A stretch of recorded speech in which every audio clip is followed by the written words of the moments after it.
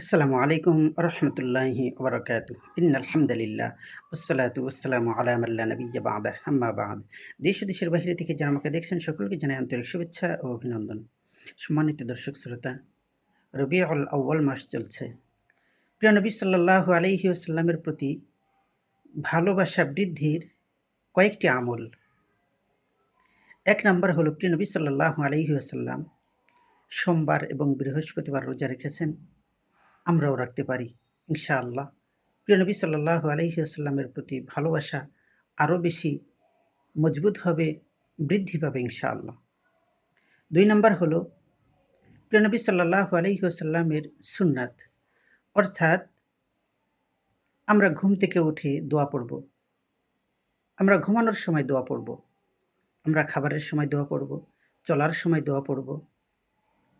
আমরা যখন যানবাহনে উঠি সুবহানাল্লাযী সাখখারা লানা হাযা ওয়া মা কুন্না লাহু মুকরিনিন ওয়া ইন্না ইলা রাব্বিনা লামুনকালিবুন।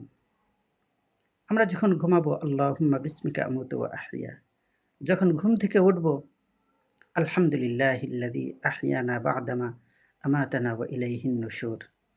এভাবে করে প্রত্যেকটি কাজে প্রিয় নবী সাল্লাল্লাহু আলাইহি ওয়াসাল্লামের সুন্নাত মোতাবেক যদি চলতে পারি, সুন্নাত দিয়ে যদি আমরা সমস্ত কাজগুলো করতে পারি ইনশাআল্লাহ, প্রিয় নবী সাল্লাল্লাহু আলাইহি ওয়াসাল্লামের প্রতি ভালোবাসা আরও বেশি বৃদ্ধি পাবে। ৩ নাম্বার হলো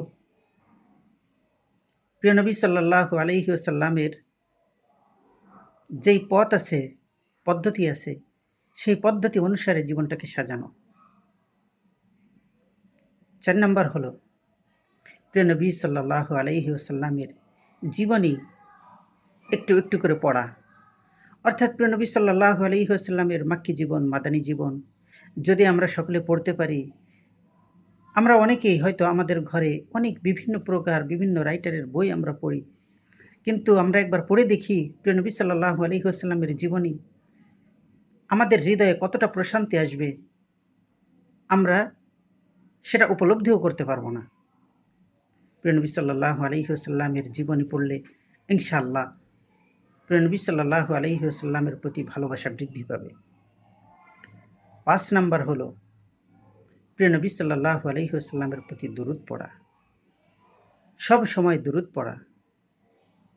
কারণ প্রিয় নবী সাল্লাল্লাহু আলাইহি ওয়াসাল্লামের উপর একবার দুরূদ পড়লে মহান রব্বে কারীম তার উপর ১০টি রহমত আল্লাহ তাআলা নাজিল করে দেন। সুবহানাল্লাহি ওয়া বিহামদিহি। এজন্য বেশি বেশি প্রিয় নবী সাল্লাল্লাহু আলাইহি ওয়াসাল্লামের উপর দুরূদ পড়া। আল্লাহ তাআলা আমাদেরকে প্রিয় নবী সাল্লাল্লাহু আলাইহি ওয়াসাল্লামের সুন্নাত দিয়ে জীবনটাকে সাজানোর তৌফিক দান করুন। আমিন। আসসালামু আলাইকুম ওয়া রাহমাতুল্লাহি ওয়া বারাকাতুহু।